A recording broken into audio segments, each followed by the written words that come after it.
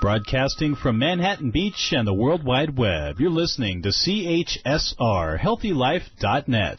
As a service to our listeners, this program is for general information and entertainment purposes only. CHSR HealthyLife.net does not recommend, endorse, or object to the views, products, or topics expressed or discussed by show hosts or their guests. We suggest you always consult with your own personal, medical, financial, or legal advisor.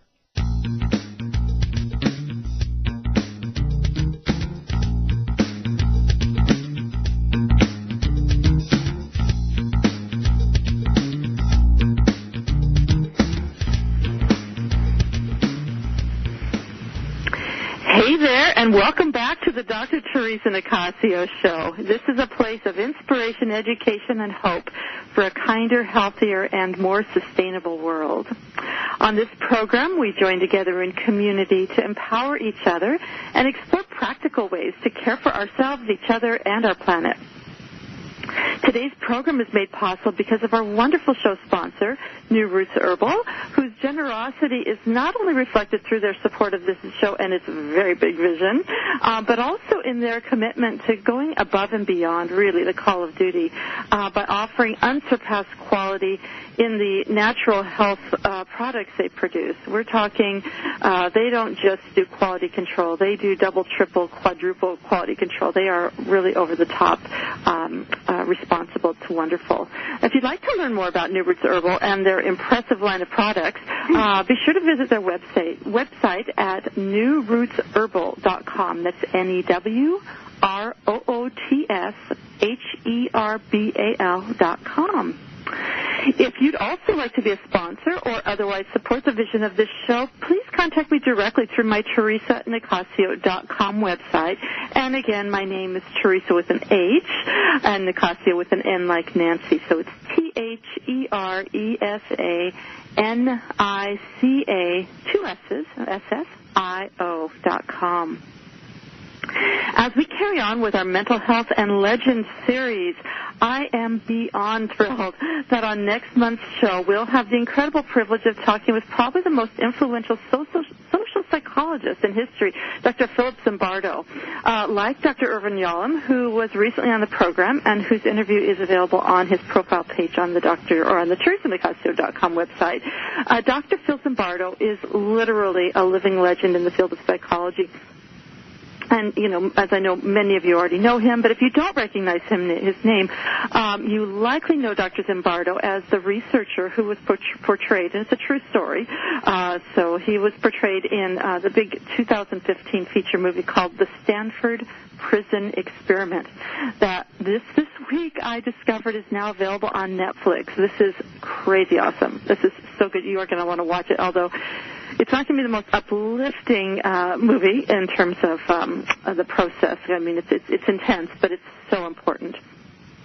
But you also might know about Dr. Zimbardo as a psychologist who was brought in to help around the horrific tragedy in Iraq where prisoners were sadistically tortured by the U.S. troops a few years ago. It was really, really bad. But anyway, he made good on all of this tough stuff. So, you know, he really understands our human capacity for evil and brought that to the forefront and to the public. And he calls it the Lucifer effect.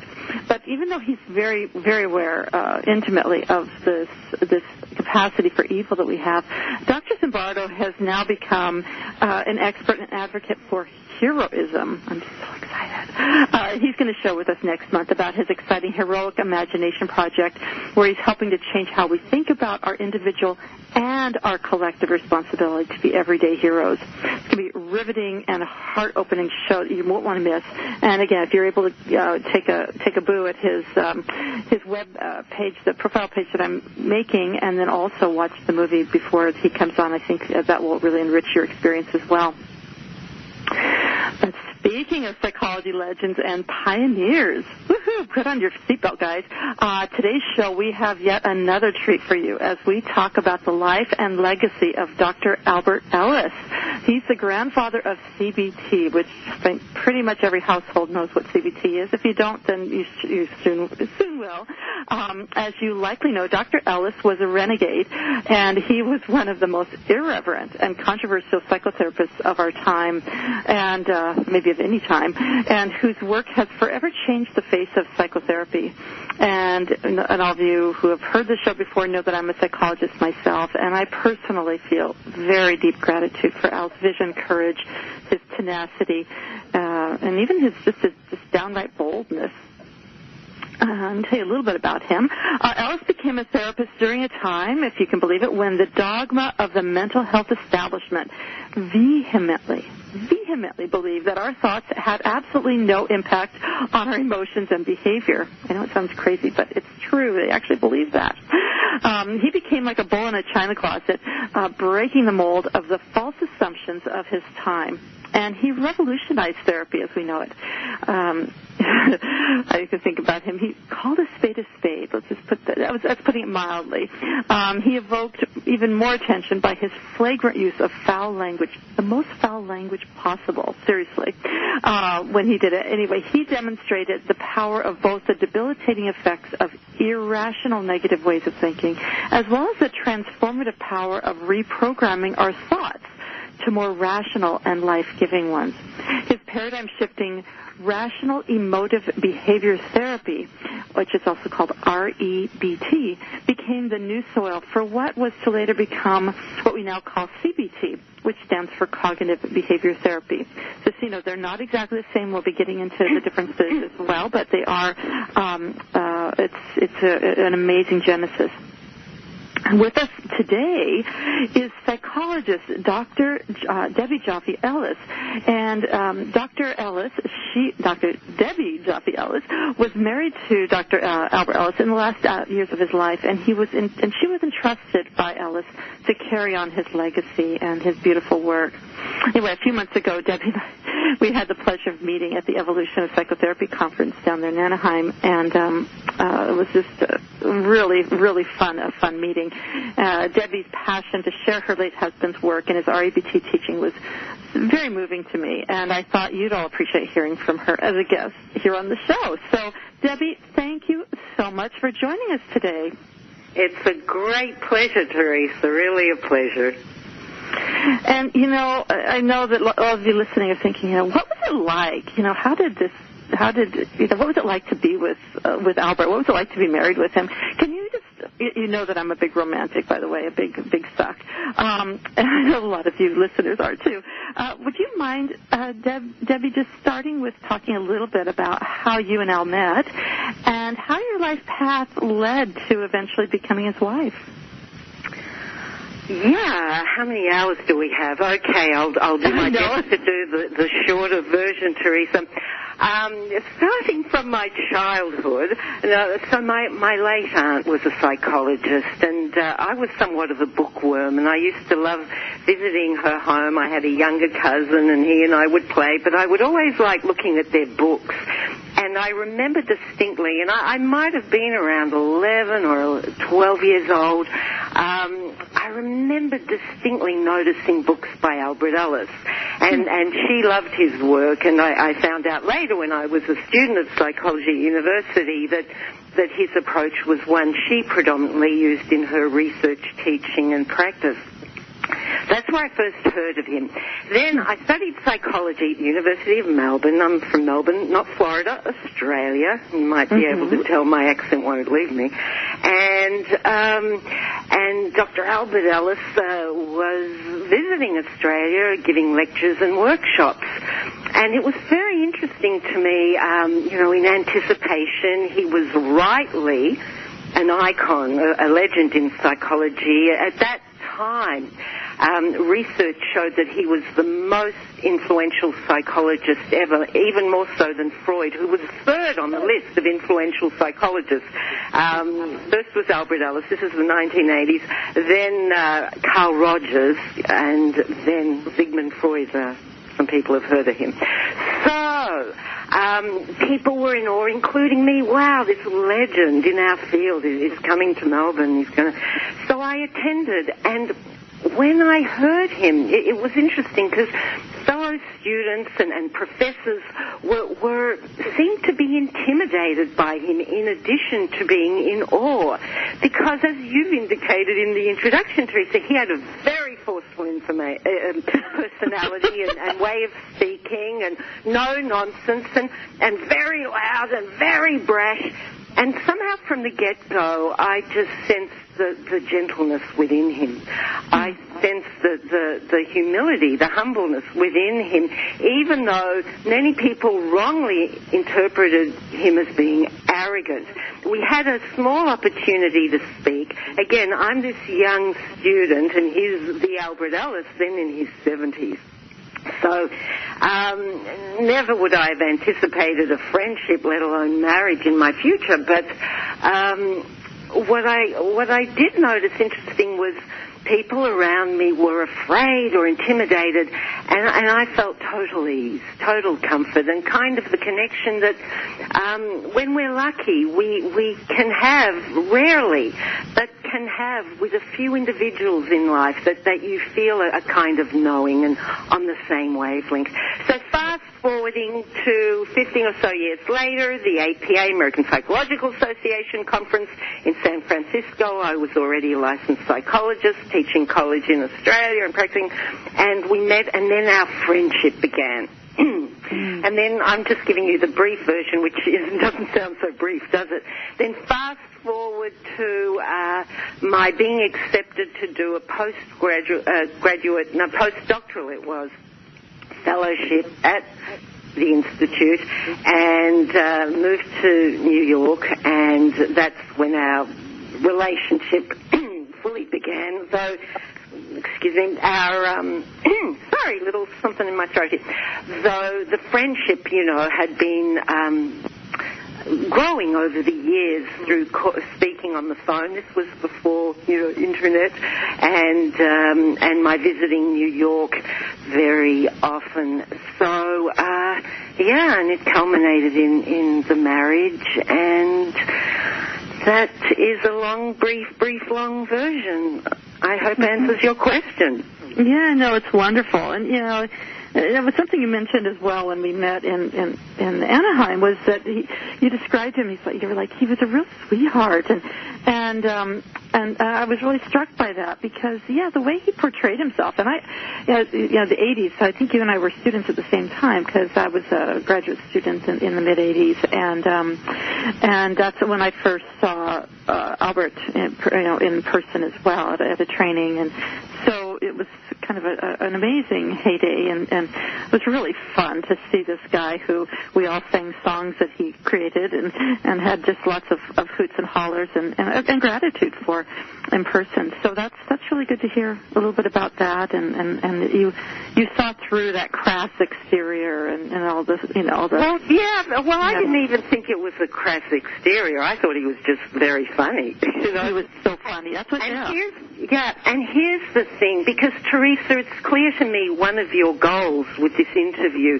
is to give people the opportunity to have a better understanding of Albert Ellis. And here's what I'd really love for your listeners to know. His main goal in life, his mission, was to help as many people as possible learn how to cherish their lives more and experience less emotional misery.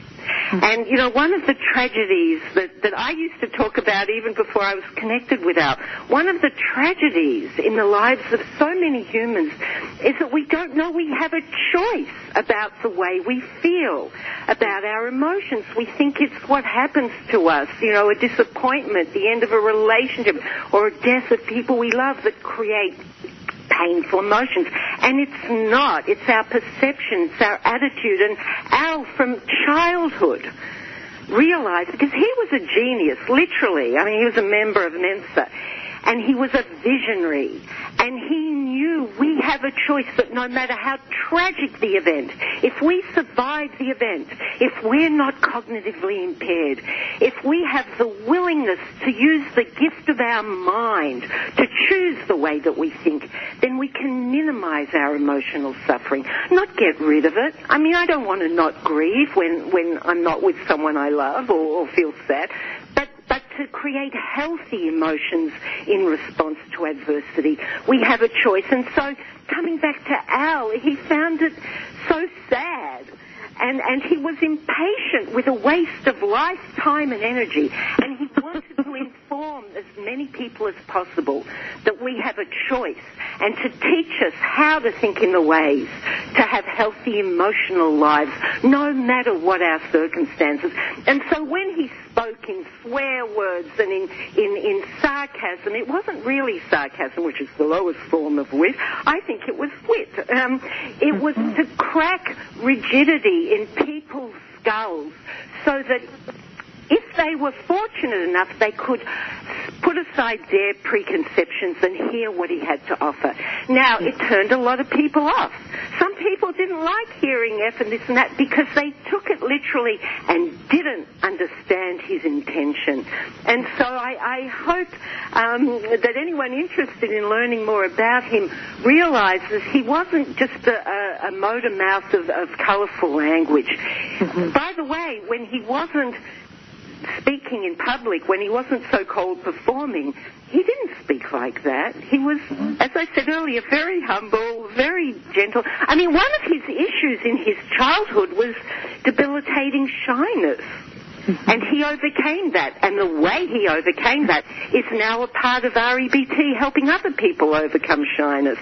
Yeah. So, the people with sensitivity and the willingness and ability to see beyond exterior performance recognized he cared, and he just wanted people to live bloody good lives. Mm-hmm. Yeah. Well, his passion was it just so came through, and I just got shivers as you were talking. It's very moving.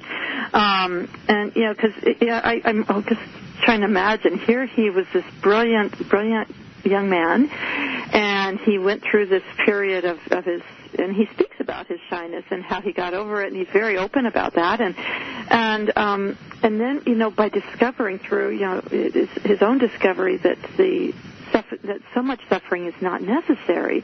But yet he was living in a world, he became a therapist in a time when, as I was mentioning, I mean, it was all about more the psychoanalytic approach and about behaviorism and this notion that our thoughts were really irrelevant. I mean, he had to have been like busting at the seams, going crazy to wake up the world.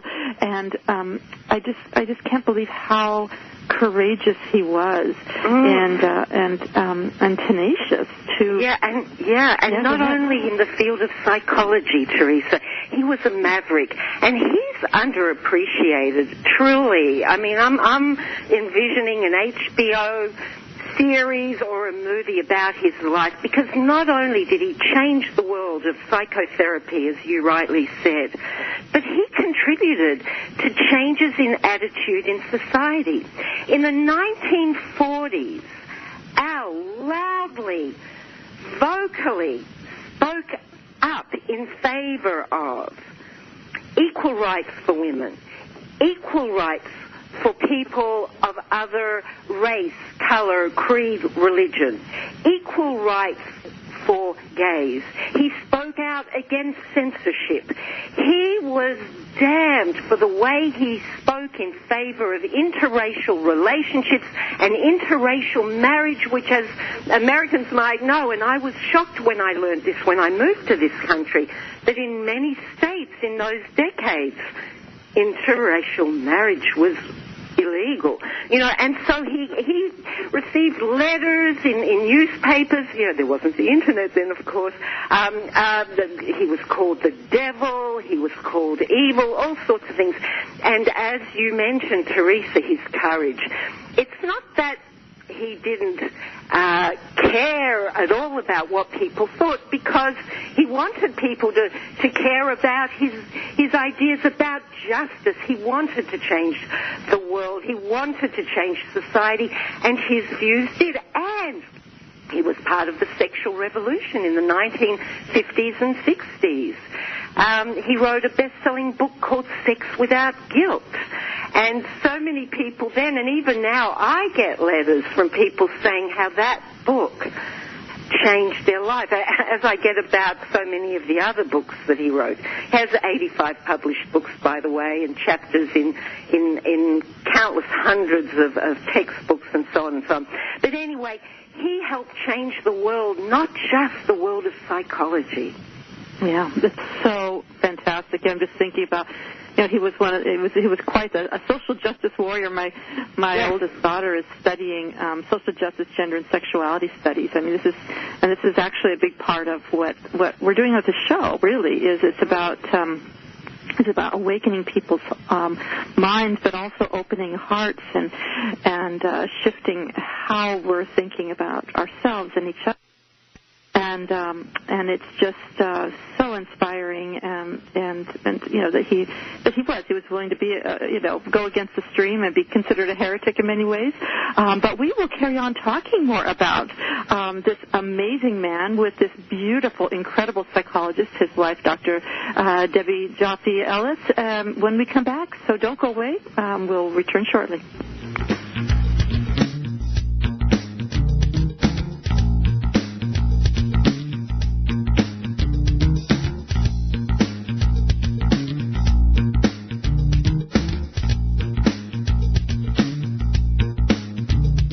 Acidophilus Ultra from New Roots Herbal is your go-to product for great health. To maintain potency, Acidophilus Ultra is protected by a natural water-based enteric coating. This daily probiotic supports your health in so many ways. It helps boost your immune system, aids digestion and bloating, and that's just for starters. So remember the name, Acidophilus Ultra from New Roots Herbal. Get some now. To find a store near you, visit newrootsherbal.com. That's newrootsherbal.com. For all your live or pre-recorded webcasting needs, come to earthchannel.com. Get your web-based message out to a select group or the whole world. It's easy. A pioneer in webcasting, earthchannel.com provides the best products and services to big corporations and government users. And now this same technology is available to you. They have the best Earthcast encoders, servers, and products to meet your technical needs. But wait, don't want to mess with technical stress? No problem. They'll do it for you.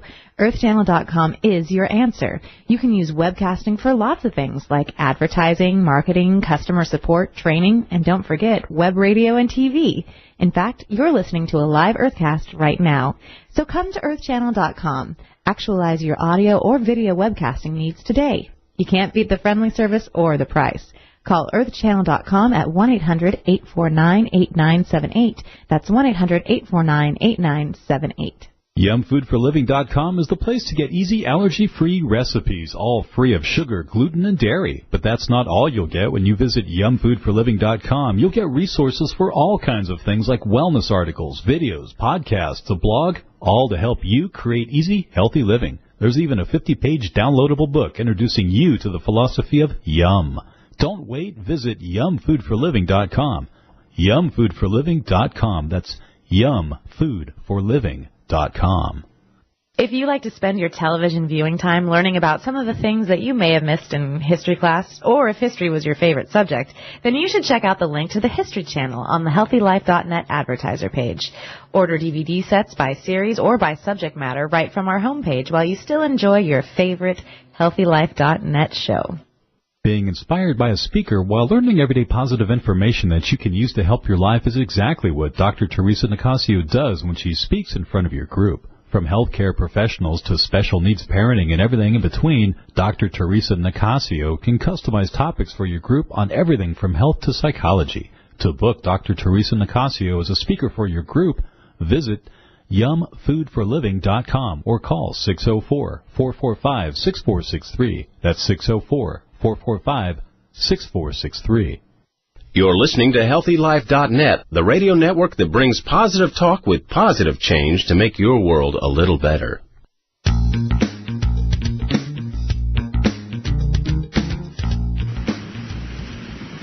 Welcome back to the Dr. Theresa Nicassio Show. For those of you who are just joining us, on today's show, we're talking about the life and legacy of Dr. Albert Ellis, the grandfather of CBT, with his psychologist widow who is carrying on his life, his legacy, his beautiful vision, Dr. Debbie Joffe Ellis.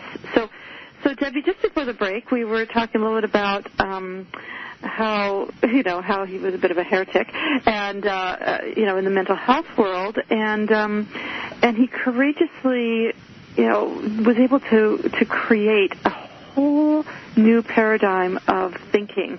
Of course, many people don't like change, and so he was having to go against the kind of swimming the opposite way in the stream. But he developed this concept, this Rational Emotive Behavior Therapy. Can you talk a little bit about, for those of you who are listening who maybe don't know about REBT, or those of you who want just a little reminder, can you talk a little bit about what are some of the key elements of it? The folks, he wrote 85 books, so we're only going to get some of the biggies here. But what are some of the key elements of it? And then if we're talking, if you can talk a bit about how CBT evolved from it. Certainly, with pleasure. Well, Al always gave credit where credit was due, and he did acknowledge the influence of his reading of Eastern philosophers and the ancient Stoic philosophers, and also some contemporary philosophers of his time, also Alfred Adler and a few others. So, giving praise for those who came before him. But certainly he was a constructive genius who created something new, and as I said before, a visionary. So in my brief description of main elements of REBT now, listeners might hear some familiar wisdom, because wisdom is wisdom, and Al acknowledged the influences I just mentioned. So the first main premise of REBT is it's not an event, but our perception of it, our attitude of it, about it, what we tell ourselves about it, that creates our emotions.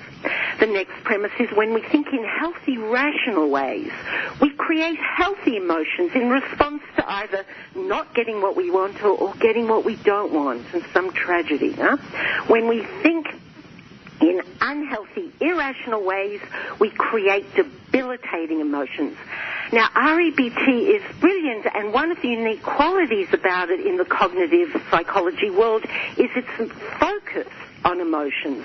And it teaches us the difference between healthy and unhealthy negative emotions. Negative not because they're bad. They're not bad. They're enriching. They're healthy. But called negative because they're not that pleasant. And the healthy ones in response to adversity are concern instead of unhealthy anxiety and panic, are healthy sadness, disappointment and grief, rather than the unhealthy depression. Healthy anger, which inspires us to act against injustice, but we do it thoughtfully, not blindly, as opposed to the unhealthy emotion, when we think in irrational ways, of rage. And finally, the healthy regret. If we've done something wrong, if we've failed at something, if we've made a mistake, regret is healthy. It helps us reflect on what could I have done better, what have I done wrong, what might I ask forgiveness for, and then we can move on.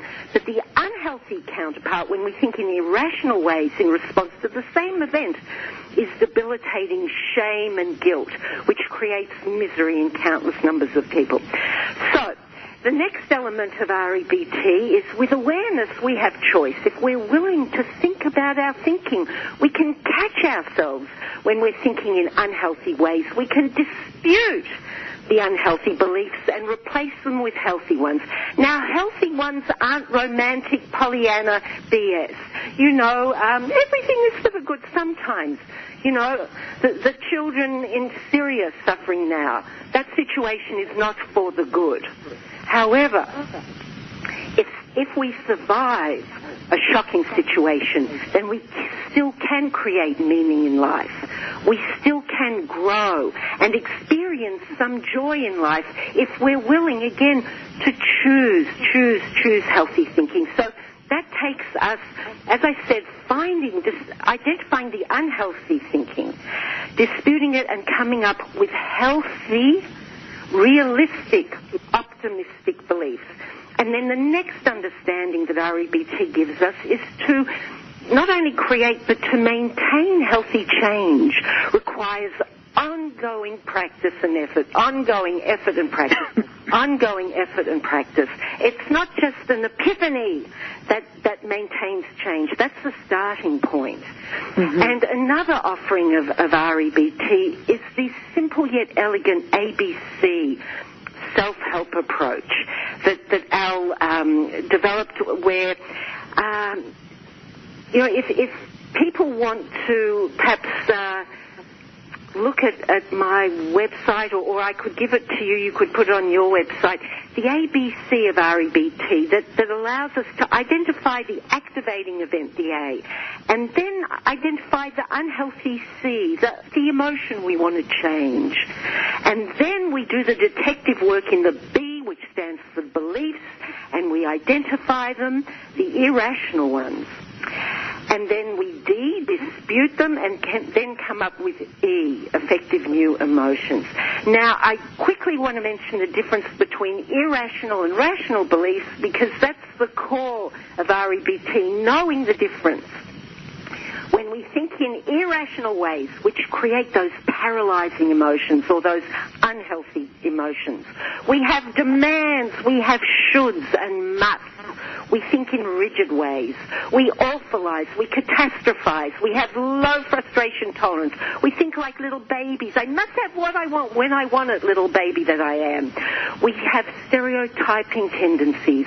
We overgeneralize, and we think in absolutistic ways. And one of the greatest disabling ways of thinking is when we damn ourselves, damn other people, and damn life when it doesn't go the way we think it should.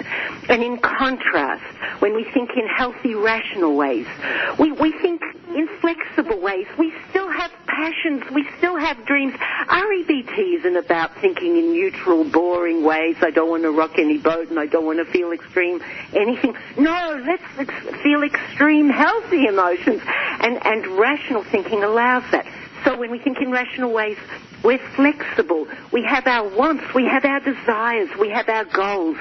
That's important. But when we want something, even passionately, and we don't get it, then we'll feel healthily disappointed, maybe have some healthy grief, very sad. But that doesn't debilitate us. The way that thinking in, it should have been this way, and we don't get it, then we can create rage or depression. Yeah. Other aspects of rational thinking, flexibility, using a sense of humor to keep things in healthy perspective, and high frustration tolerance, and one of the most important elements of REBT, unconditional acceptance of self, of others, and of life itself. Wonderful. Well, we're going to carry on talking more about some of these principles, including the unconditional acceptance, after the break, folks. Already time for the next break, so don't go away. We'll be right back with Debbie.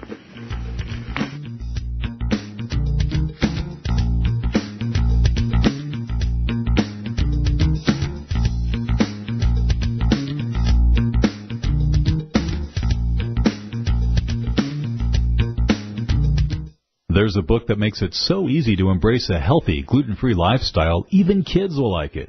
Filled with heartwarming stories, food as medicine health tips, easy allergy-free recipes, and creative culinary inventions, the award-winning book Yum by Dr. Theresa Nicassio is your source for all of this and more. So make gluten-free living easy, tasty, and fun. Get Yum, plant-based recipes for a gluten-free diet at Amazon.com. Or visit yumfoodforliving.com. That's yumfoodforliving.com. What does HealthyLife.net and Amazon.com have in common? Well, they're both available on the Internet. They both give great value. But most important, most of our positive program hosts and guests are accomplished authors, and their books are available from, you got it, Amazon.com. Now, it even gets better than that, because when you're listening on air to a HealthyLife.net host or guest, you can go directly to Amazon.com and you can order your book while you're still listening to your favorite HealthyLife.net program. So when you hear an author you like, go to the homepage of HealthyLife.net and click on Amazon.com. When you have a food allergy or dietary limitation, Dr. Theresa Nicassio knows it's hard to give up the foods you love, so she decided to put on her chef hat and give you affordable, personalized culinary consultations that will light up your taste buds. You'll explore substitute ingredients so you can enjoy your favorite foods again. She'll even help you make food preparation easy and guide you on your path to healthy living. And to get started, all you have to do is call 604-445-6463. That's 604-445-6463. HealthyLife.net, the positive radio network. YumFoodForLiving.com is the place to get easy allergy-free recipes, all free of sugar, gluten, and dairy. But that's not all you'll get when you visit YumFoodForLiving.com. You'll get resources for all kinds of things like wellness articles, videos, podcasts, a blog, all to help you create easy, healthy living. There's even a 50-page downloadable book introducing you to the philosophy of yum. Don't wait. Visit YumFoodForLiving.com. YumFoodForLiving.com. That's YumFoodForLiving.com. HealthyLife.net, the positive radio network.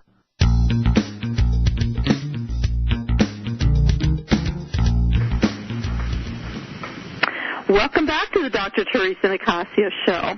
The widow of the renowned and controversial psychologist, Dr. Albert Ellis, is with us today. She's also a psychologist herself, and she's talking about the pioneering work and unconventional therapeutic approach that has touched the lives of literally millions around the world, more than any other psychotherapy approach that has come to date.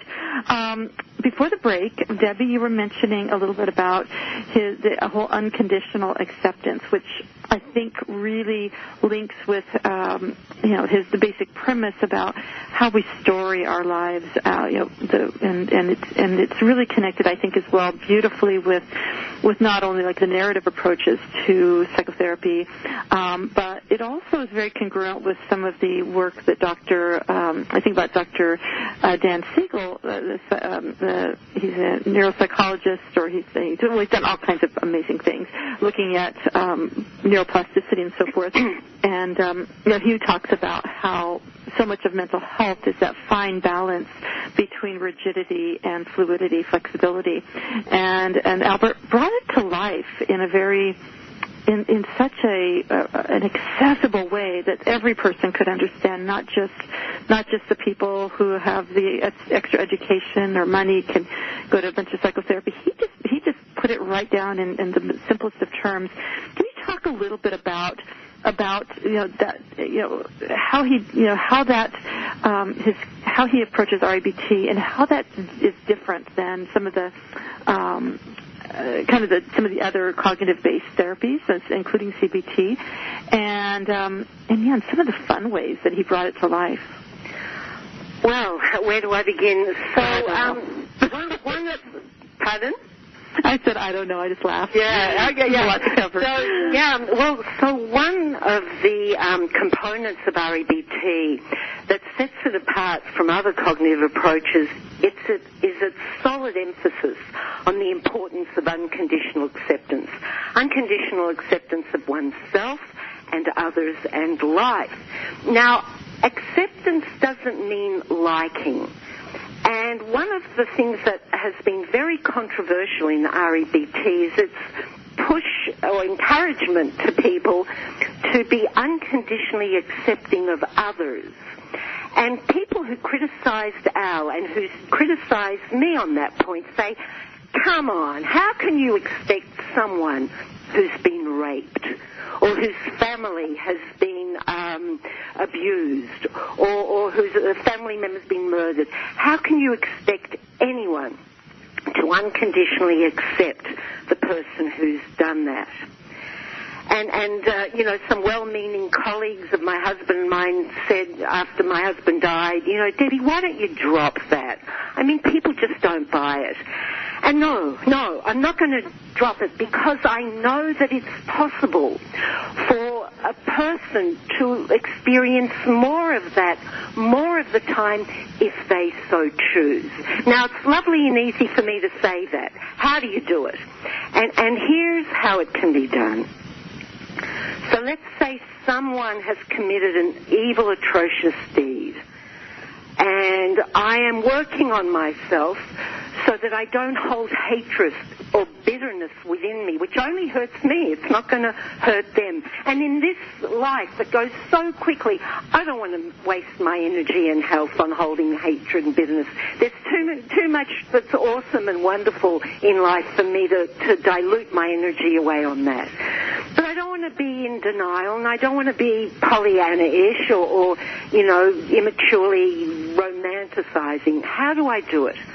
This is what has worked for me, because sadly I have known people who've acted in atrocious ways, and in my past generations my parents endured some atrocious behavior during the Second World War, so it's something I practice. I do my best to practice what I preach. Here's what works for me and a lot of the clients I've worked with and a lot of my students. Mm-hmm. If I make the choice that I do not want to hold on to hatred and bitterness, and I do make that choice, and if I am willing to consider that that person who did an evil deed is more than the deed that they did, that each one of us is not what we do, we are in essence a being. We have worth simply because we're alive. And if we're lucky, we do more good deeds than evil ones. And so if I'm willing to consider that evildoer was once a baby, and if I had his or her genetic makeup, biology, had been brought up, indoctrinated with the beliefs they believed, if I had the awkward adolescence and cruel teenage years maybe that they went through, if I went through what they went through in their adult years, and if I had been thinking the way they were thinking when they committed the deed, then maybe I would have done a very similar thing. Now, does that mean REBT says, peace, love, and don't worry about what they did? No. REBT is humanistic to the core, and it's all for justice, and it's all for consequences for evildoers.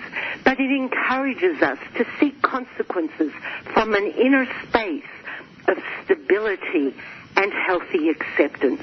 And if I can reach that equanimity, then I'll think more clearly, act more clearly, have a better life.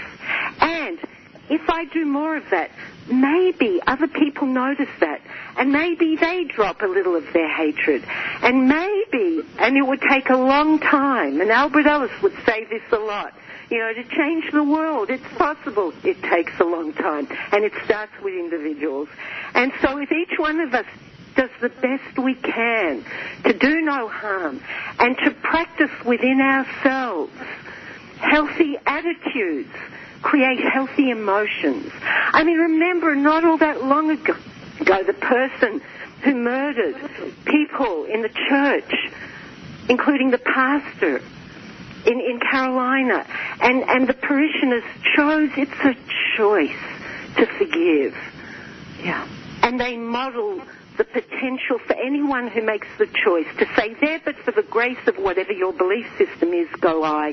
Let me forgive. Let me do what I can. Let there be just consequences if possible. And let me cherish my moments of life by thinking in healthy ways, embracing the good even though I know the evil exists, and living a better life. Yeah, no, this is so beautifully said.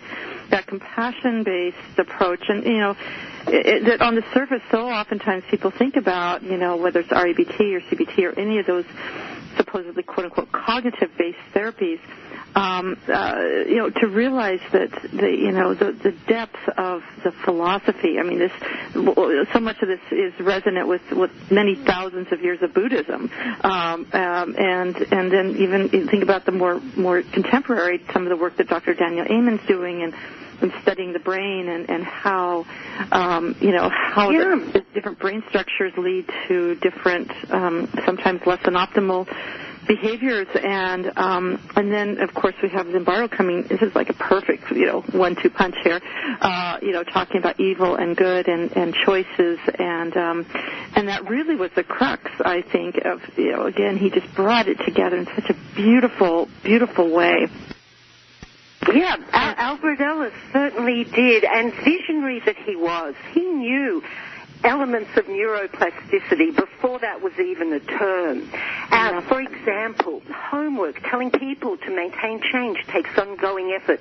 And he would, as I do, as other REBT practitioners do, give people and ourselves at least 30 days of homework when we have a goal of changing things. And now, neuroplasticity research shows that's the time it takes for new neural pathways to be formed. Albert Ellis was a genius and a visionary. He saw it all. Yeah. Well, we have to go to another break. After the break, folks, we'll be back with Debbie talking about, carrying on, talking more about REBT, talking about some of the fun interventions and what she's doing now as she's bringing her husband's work forward to current times. So stick around. We'll be right back.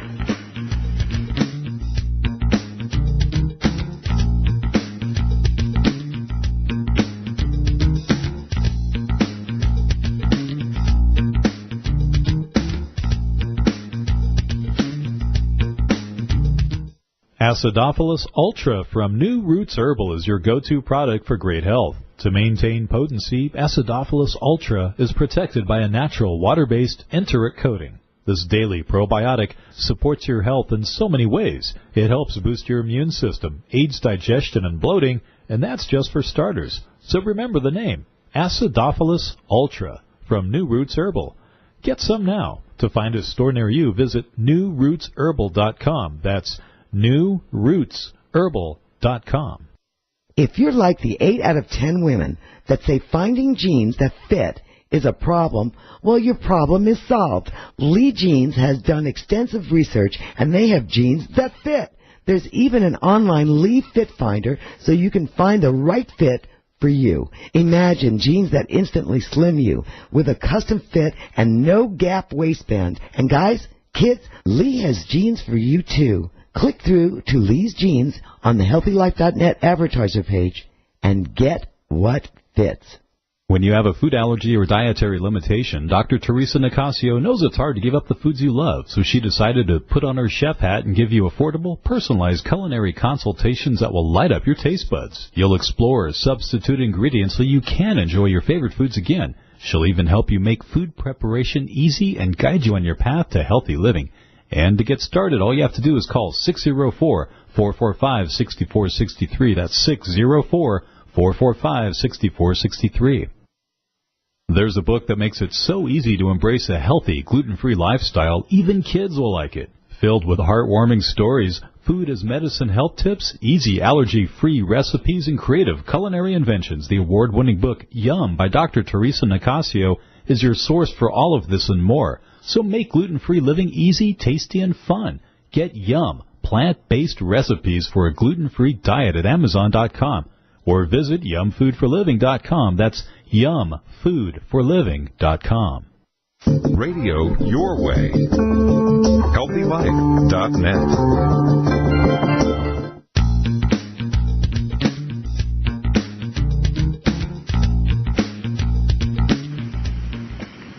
Welcome back. You're listening to the Dr. Theresa Nicassio Show. If you're just tuning in, we have a great guest, Dr. Debbie Joffe Ellis, with us today.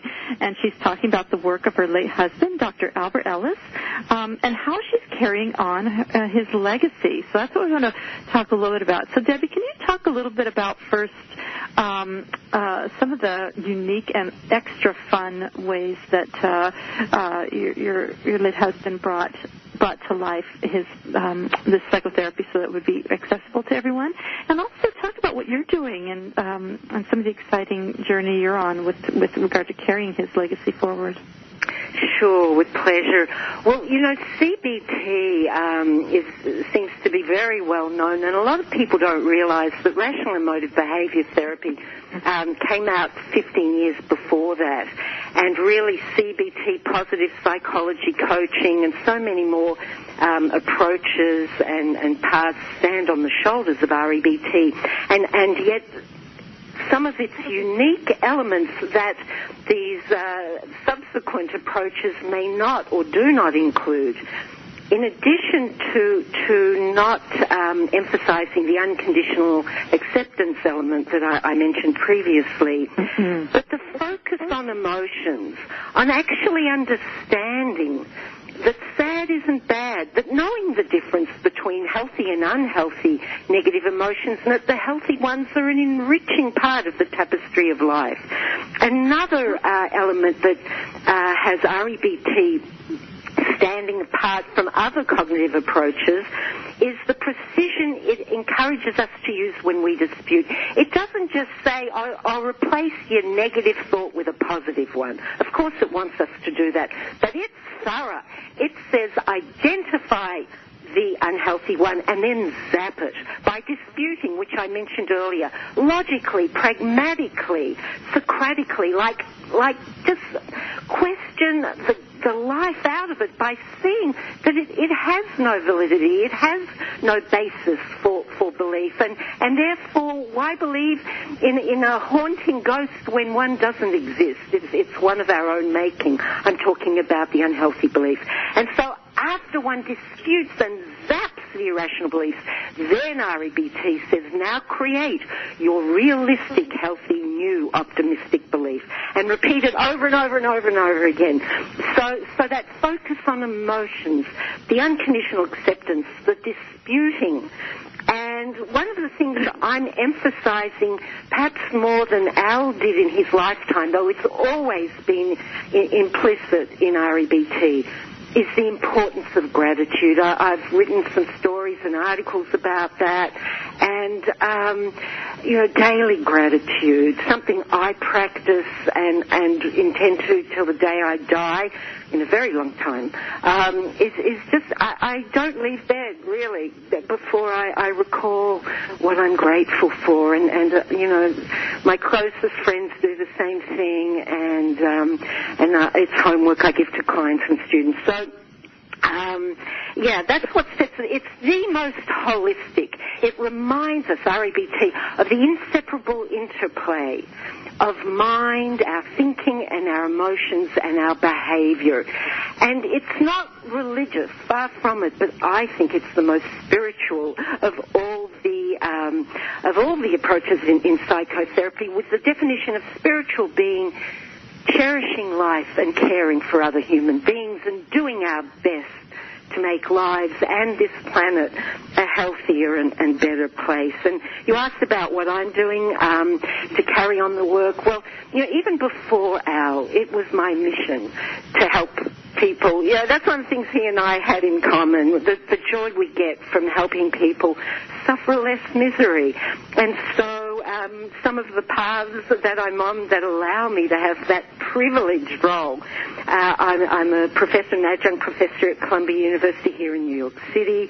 I give presentations, lectures, and workshops and seminars around the country and also in other countries. Last month, literally a month from now in a few days, I was in Japan, and just teaching the humanistic principles. And I love to talk to people in the field, but I equally love to talk to members of the general public. Any human who wants to suffer less misery, I will talk to you. I hope you hear the message. I enjoy writing. I do an occasional blog for Psychology Today magazine. And I think more importantly, I do my best as the fallible human that I am to practice what I preach in my life, to practice the principles. I love REBT because it gives us in a simple way the how-tos of reaching our greater potential, because we're not wasting energy on misery, and we learn to appreciate the gift of being alive. And when we suffer those less pleasant emotions, we accept them, we embrace them, we allow them to be, and then they're felt and they allow the depth, the equivalent depths of the joyful emotions. So I love life. I love what I do. I'm very grateful. That's so great, and of course the research on gratitude is really confirming what you're doing, and so all of you listening, if you want to learn more, which I'm sure you do, about this incredible woman and her late husband and the humanistic and kind of constructivist perspective to health, healing, compassion, gratitude, all of that, as well as to see examples of some of the goofy, fun, yet powerfully transformative songs and catchy phrases, some of the unique things like the shame-attacking exercises that REBT uses. Be sure to check out, go to the TheresaNicassio.com website, TheresaNicassio.com website, and you'll find, click on Debbie Joffe Ellis's page, and you will get all kinds of things as well as links. She mentioned another link, and I've asked her to send whatever links she wants, and I will hyperlink those. But there's also already links to her website and some of the other great things, LinkedIn and so forth. So if you want more information, be sure to go there. And Debbie, I just want to thank you for joining us today. It was really a pleasure to have you on today's program. Oh, it was a pleasure being with you. Thank you so much, Theresa. I just kind of this morning pulled out, Al wrote journals when he was a teenager, and when he was a young teenage boy, he wrote in his personal journal, I would like to be pointed out in the future as one who, like Aristotle and others, advocated great things long before people in general took them seriously. And thank you for giving me an opportunity for us to think about some of the contributions of Al and some of my work. And it's been a pleasure. Thank you. Thank you. And thank you, all of you out there listening and tuning in today. I hope you enjoyed the program. I know I did. I also want to thank our sponsor, New Roots Herbal, for their generous support in making this show possible. Be sure to join us next time when we carry on with our Mental Health Legends series with psychology legend Dr. Philip Zimbardo. And he's going to be talking about what he's learned about evil from the Stanford Prison experiment to ignite everyday heroism in everyone with his Heroic Imagination Project. I'm Theresa, and this has been the Dr. Theresa Nicassio Show. Until next time, have a great week.